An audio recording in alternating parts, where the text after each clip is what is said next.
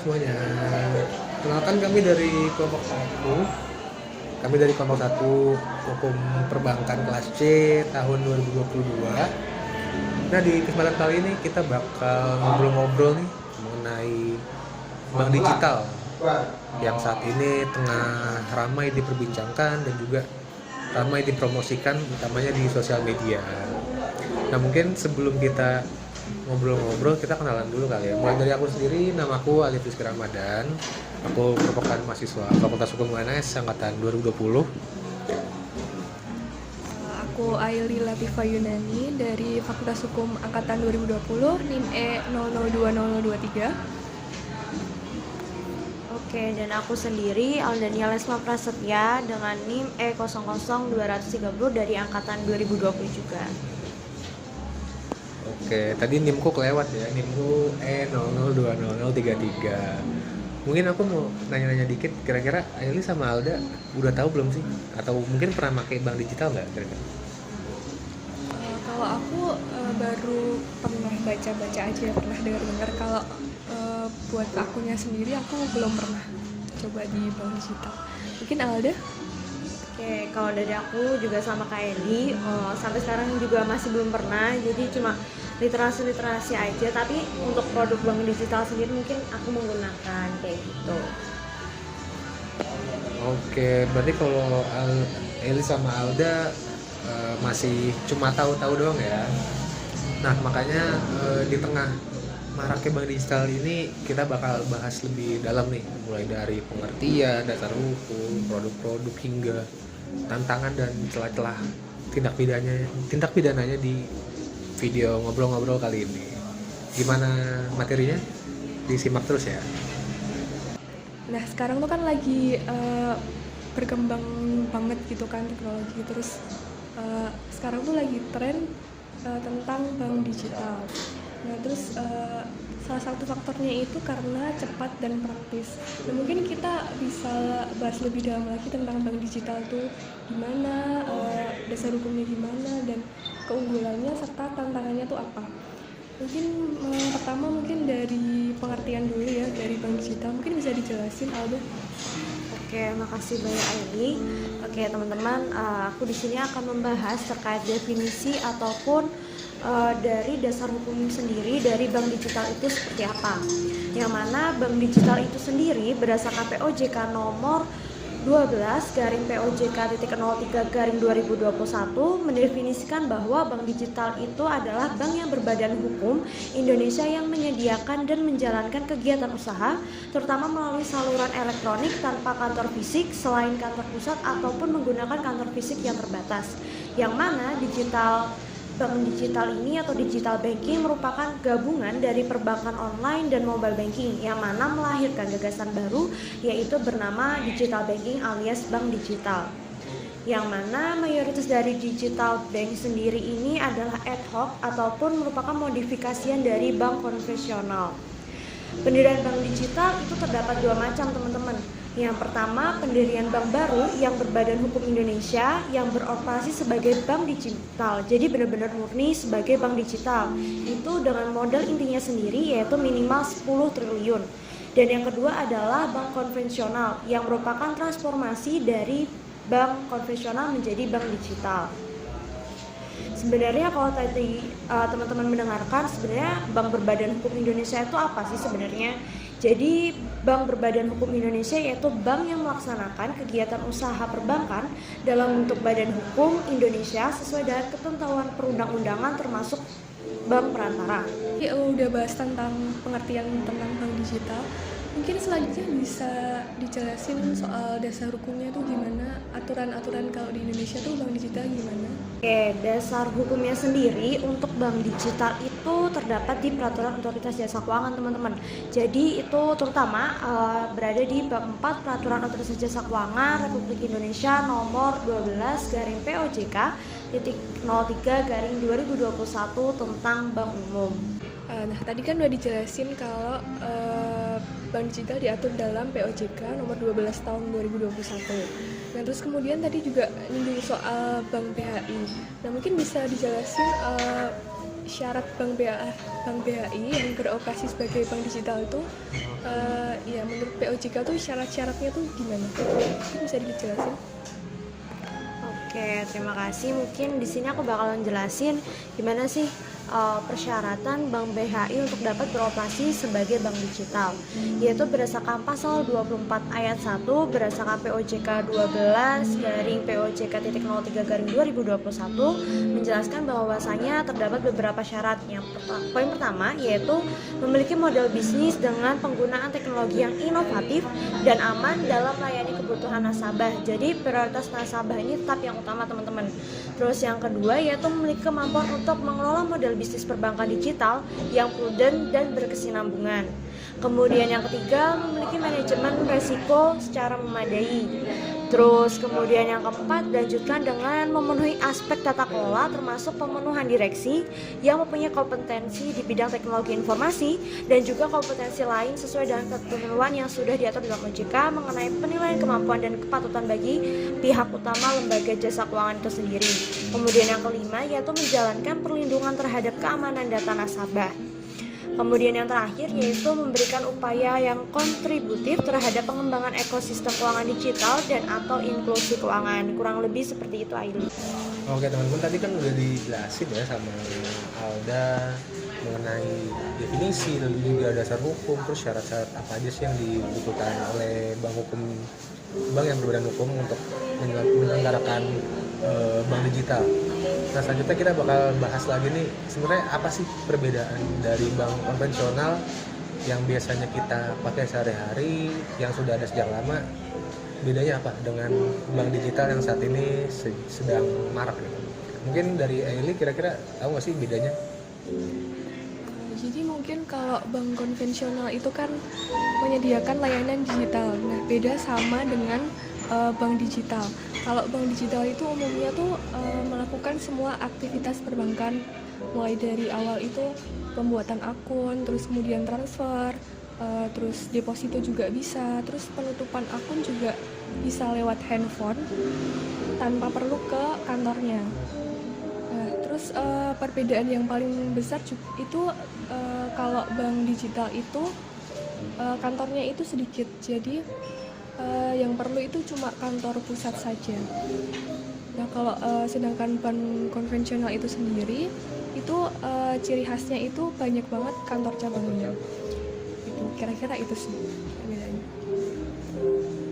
Oke, berarti bisa disimpulin salah satunya adalah kantornya sedikit karena pelayanannya full online ya kebanyakan. Terus kalau menurut Eli sendiri apa sih keunggulan dari?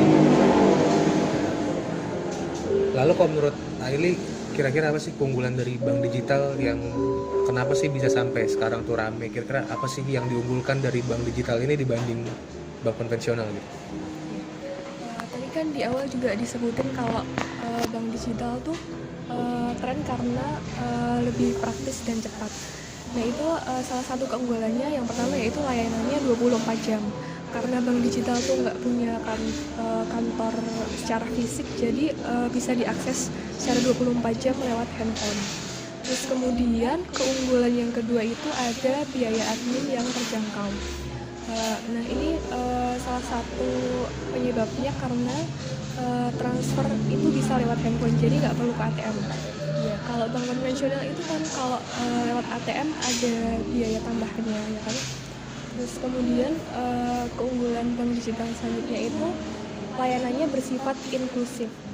Nah, inklusif itu artinya bank digital itu memberikan layanan untuk dapat menjangkau masyarakat secara keseluruhan.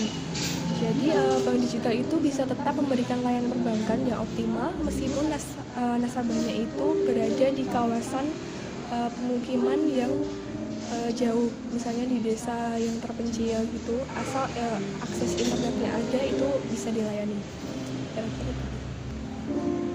Oke, berarti kalau berdasarkan penjelasan dari Aili tadi banyak banget ya hal-hal yang positif yang jadi keunggulan dari bank digital ini ya.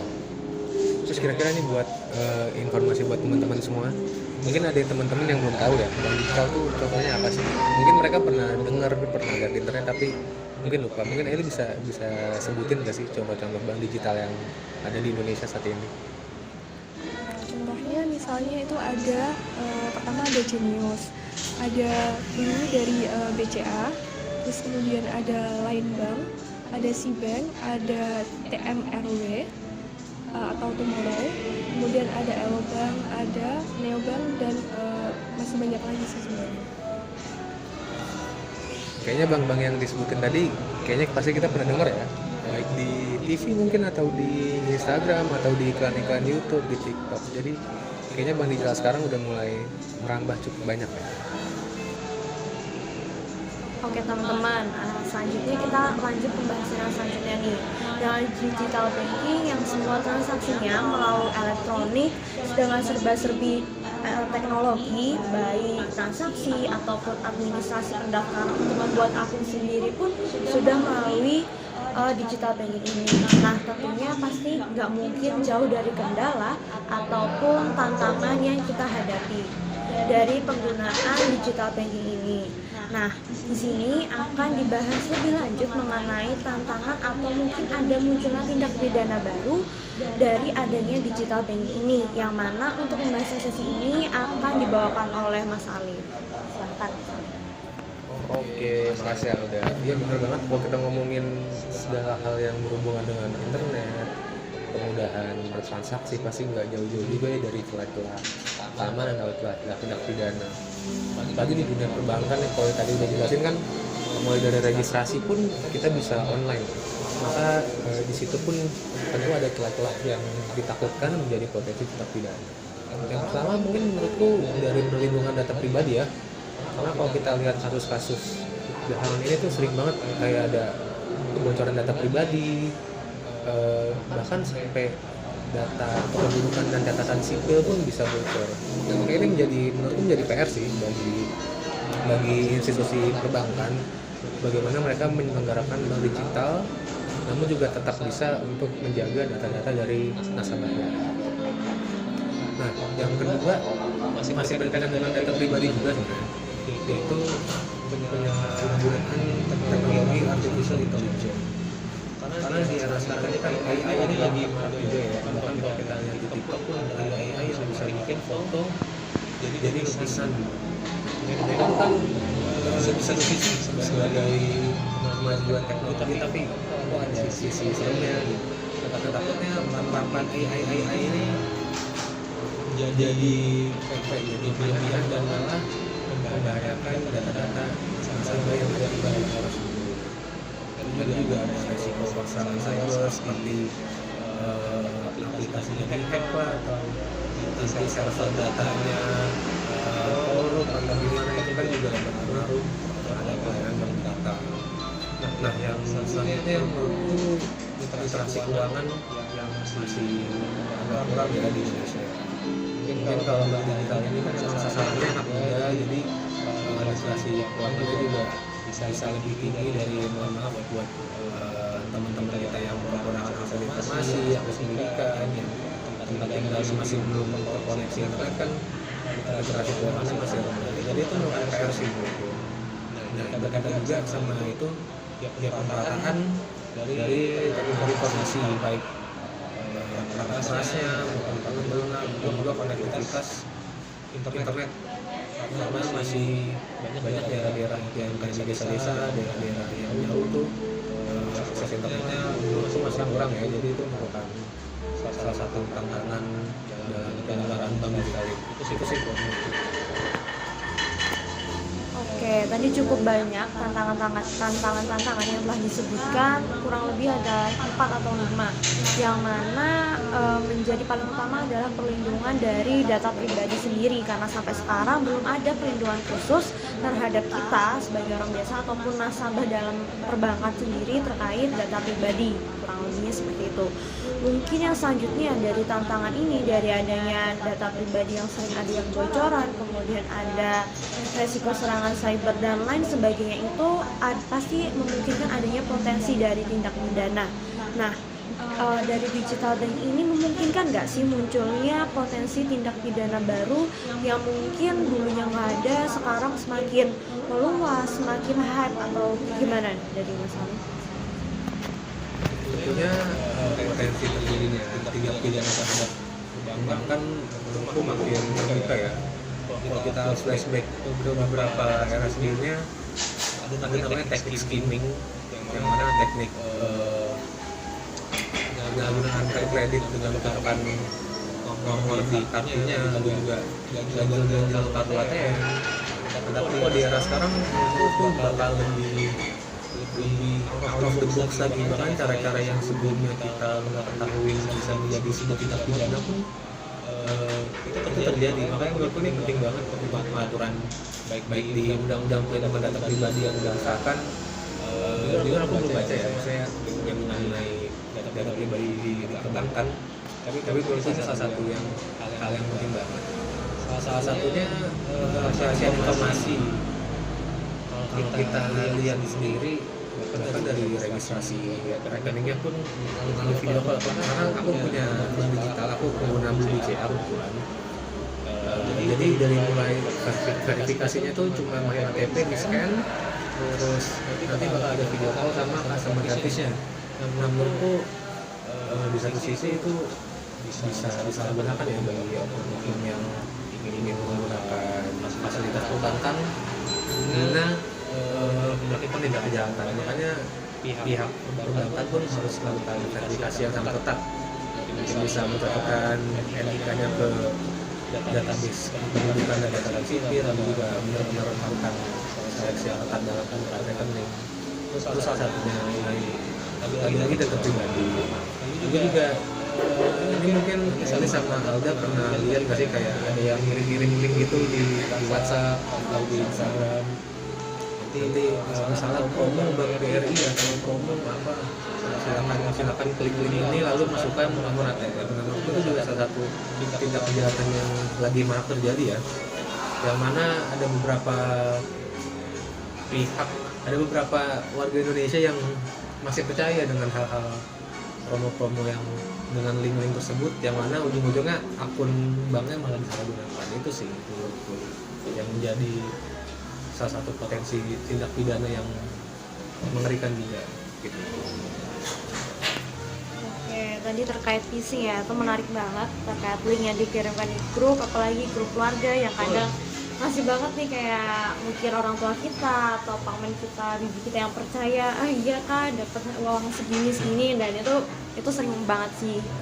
Oke teman-teman, jadi dari pembahasan tadi yang mulai dari apa sih pengertian dari digital banking, kemudian dasar hukum digital banking itu seperti apa, persyaratan suatu bank berbadan hukum Indonesia untuk menjadi bank digital itu seperti apa juga sudah dijelaskan, kemudian dari pelayanan dari digital banking yang bisa 24 jam, kemudian dan keunggulan-unggulannya, kemudian terkait adanya tantangan dan juga adanya kemungkinan untuk terjadinya potensi tindak pidana. Nah, dari pembahasan kali ini dari kita bertiga mengenai digital banking, maka di sini kita memberikan solusi ataupun saran ke depannya baik untuk lembaga keuangan itu sendiri atau pihak-pihak yang terkait. Dari aku sendiri, untuk digital banking itu sendiri sebenarnya memudahkan karena layanan yang 24 jam itu tadi serba-serbi mudah. Di rumah pun kalian udah bisa akses sana sini, nggak perlu keluar ke bank, harus ngantri dan lain sebagainya, itu sangat memudahkan.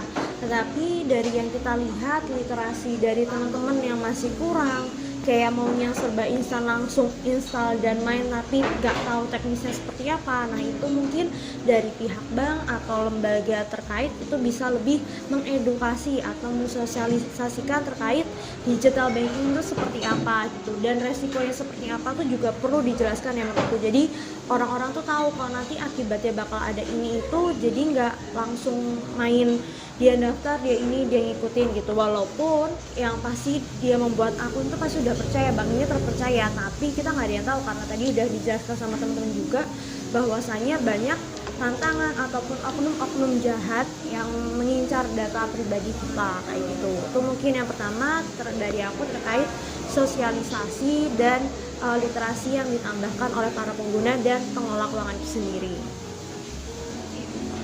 Mungkin kalau dari aku terkait tindak pidana yang bisa timbul dari bank digital itu mungkin bisa dari pemerintah bisa untuk lebih memperketat aturan tentang data pribadi, diketatkan supaya tidak terjadi kebocoran. Kalau dari aku itu aja.